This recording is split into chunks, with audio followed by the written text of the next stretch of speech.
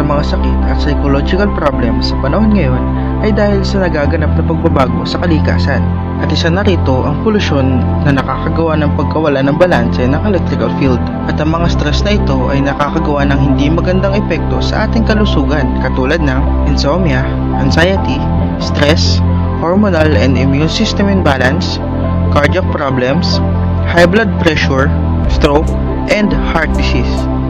Lahat ng cells sa ating katawan ay mayroong electrical potentials na kung saan ay tumutulong sa swabing pagdaloy ng mga neutrinos paloob at palabas at tumatanggal ng dumi. Sa ganitong paraan, napapanatili nila ang kanilang enerhiya at napaka-importante na mapanatili ang balanse ng mga ito. Ngunit sa ating pagtanda ay unti-unti itong nababawasan at nagsasanhi ito ng mga sakit. Kaya upang mapanatili ang maayos at magandang kalusugan, nararapat nating panatilihin ang mga electrical potential sa ating katawan. Nais mo bang lumakas at bumalik ang dating sigla ng iyong katawan? Ipinakikilala ang High Potential Therapy Equipment. Ngunit ano nga ba ito?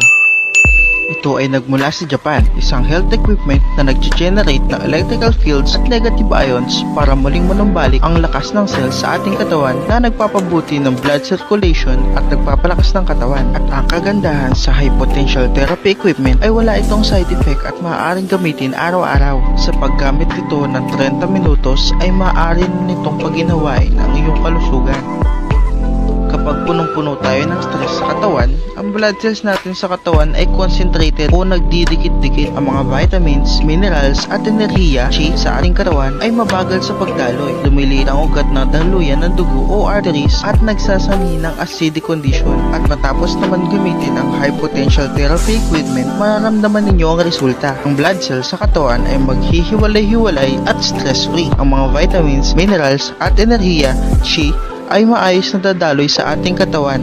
Luluwag ang daluyan ng dugo.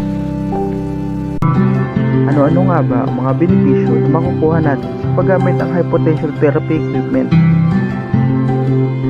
Nakakapag-generate ito ng electrical fields at negative ions na kung saan ay nakakatulong upang buhayin at ayusin ang mga cells sa ating katawan.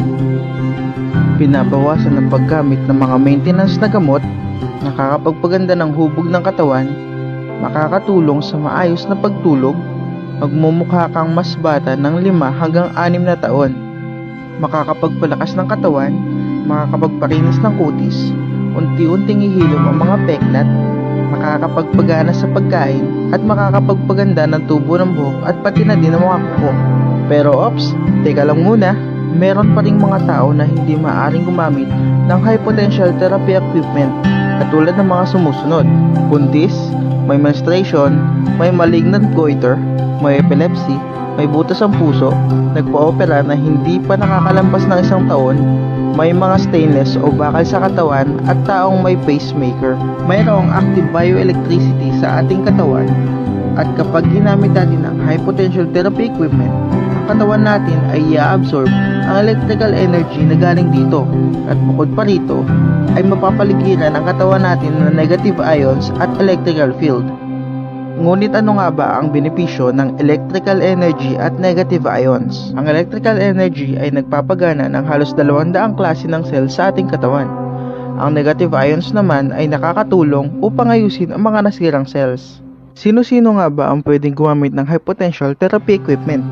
Para ito sa buong pamilya, para mabuhay ng malusog at maayos ang pangangatawan at para mapalayo sa mga sakit. Mga kabataan, lalo na ang mga pumapasok sa eskwelahan, para magkaroon ng malakas na konsentrasyon sa pag-aaral at mabawasan ang pagod at stress. Mga nakatatanda na nais magkaroon ng malusog na pangangatawan para maayos ang mga weak cells sa katawan at makaiwas sa sakit. Para sa mga tao na naninirahan sa syudad na puno ng polusyon, kulang sa malinis na hangin at stressful na workplace. Para sa mga tao na walang oras para mag-ehersisyo ng regular. Para sa mga tao na naninirahan sa mga kabundukan kung saan ay nagkukulang sa negative ions ang katawan. At lalong-lalo na para sa mga tao na may mga karamdaman upang mabilis na mapabuti ang kanilang katawan. Mga karamdaman na tulad ng diabetes, stroke, heart disease, migraine, osteoporosis, paninigas ng muscles at kasukasuan, sakit sa bato, cataract, asthma, cholesterol, rheumatic, irregular menstruation at skin problem. Bago magamit ang high potential therapy equipment, ang mga vitamins, minerals at enerhiya, chi, sa ating katawan ay mabagal sa pagdaloy na sanhi ng stress sa ating katawan. Ngunit matapos naman gamitin ang high potential therapy equipment, ang mga vitamins, minerals at enerhiya, chi, ay maayos nang makakadaloy sa ating katawan. Kailangan nating panatilihing nalilinis ang ating katawan.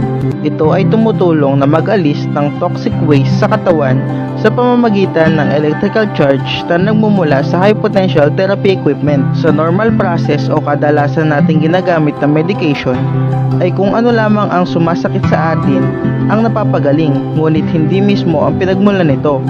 Ang blood cells ay mananatiling nasa acidic condition. Ngunit sa paggamit ng high potential therapy equipment, ang mga problema sa katawan natin ay unti-unting gagaling at hihilom. Kadalasan, umaabot ito ng 7 hanggang 21 araw para makita ang resulta. At sa maliliit na kaso ay mas mabilis itong mareresolba. Dahil iba-iba ang uri ng katawan ng tao, ay iba-iba din ang progreso ng epekto ng treatment sa katawan ng tao. Rapid. Mararamdaman mo ang epekto sa loob ng 1 hanggang 10 araw. Progressive.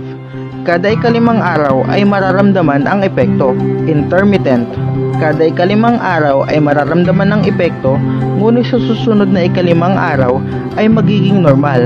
At sa susunod na 5 araw ay mararamdaman ang epekto at 2 ulit. Slow.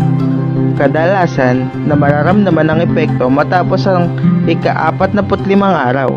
At ito ang mga benepisyo na ating makukuha sa paggamit ng high potential therapy equipment.